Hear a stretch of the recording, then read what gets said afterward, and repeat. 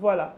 Alors, sur ce plateau, nous continuons avec notre sujet du jour. Mais je vous informe qu'il est déjà avec nous pour l'actualité et les sports.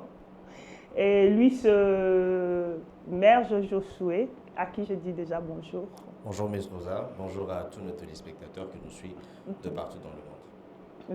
Ok, comment tu vas ce matin? Super bien, sauf les embouteillages qui Ok, ont causé pas mal de bouleversements dans le programme, mais ça va. mais ça va. Alors, qu'est-ce que tu nous amènes déjà aujourd'hui? Alors, aujourd'hui, par rapport à l'actualité, il faut savoir qu'une étape importante a été franchie.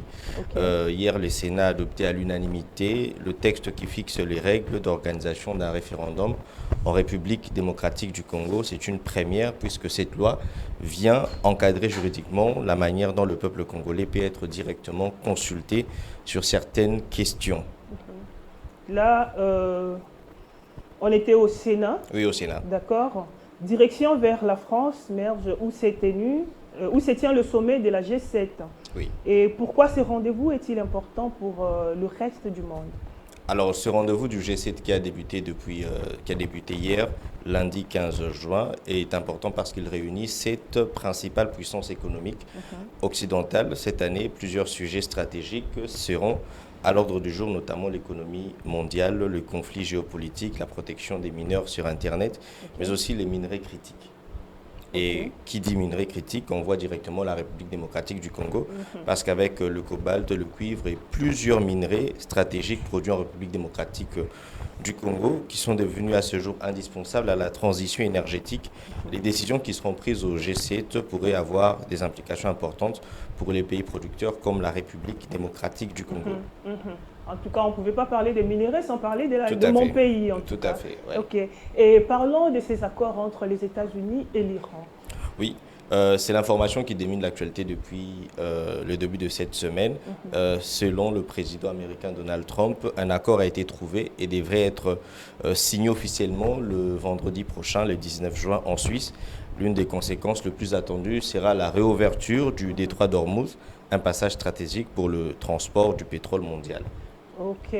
Alors, pour l'actualité, je pense que... Oui, toujours par rapport à Est-ce cet que... accord avec l'Iran, si plusieurs voix s'élèvent pour féliciter cet accord, il y a d'un côté Israël qui a déjà fait savoir qu'il ne considérait pas cet accord, qu'il ne se considère pas lié à cet accord parce qu'il a été fait sans eux, notamment parce que le Liban et les Hezbollah avaient agressé Israël et Ok. ces derniers, en réponse, avaient ouvert les hostilités face à ces nations, ce qui signifie que malgré cette avancée diplomatique, certaines tensions peuvent encore demeurer dans la région du Moyen-Orient. On peut Ok. écouter la réaction rapidement du Premier ministre israélien Benjamin Netanyahu. Ok. Et je respecterai aussi cela à l'avenir. Avec un accord, sans accord, l'Iran n'aura pas d'armes nucléaires, ni aujourd'hui, ni demain. Tant que je serai Premier ministre d'Israël, cela n'arrivera pas. Maintenant, j'entends des gens qui demandent qu'avons-nous obtenu? Et moi, je leur réponds, qu'avons-nous obtenu? Nous avons enlevé de nous une menace existentielle immédiate. Nous avons lancé la plus grande attaque contre l'ennemi de l'histoire d'Israël. Nous avons détruit les installations nucléaires, nous avons détruit les dirigeants, nous avons détruit les entreprises nucléaires, nous avons détruit des missiles et la majorité des usines qui fabriquent les missiles. Nous avons porté atteinte à un nombre énorme d'infrastructures, nous avons détruit leur marine, nous avons détruit leur armée de l'air, nous avons empêché les dirigeants de Bassij qui massacraient le peuple iranien, nous avons créé énormément de dommages et nous avons aussi créé des dommages énormes pour des milliards de dollars, voire des trillions. Et ils prendront des années, ils auront besoin d'années pour reconstruire. Le plus important, c'est que nous avons sauvé l'État d'Israël de la menace de destruction nucléaire. Voilà, là on vient d'écouter la réaction du Premier ministre israélien Ok. après cet accord. dans lesquels ils s'opposent d'une certaine manière.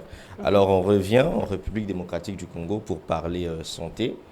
Hier, les autorités, notamment le ministre de la Santé avec le porte-parole du gouvernement, le ministre de la Communication et Médias, ont communiqué de nouveaux chiffres concernant l'épidémie d'Ebola de souche Bundi-Bugyo. À ce jour, c'est 808 cas confirmés qui ont été recensés et 192 décès enregistrés. Plus de 360 personnes restent sous surveillance ou en isolement dans les provinces concernées.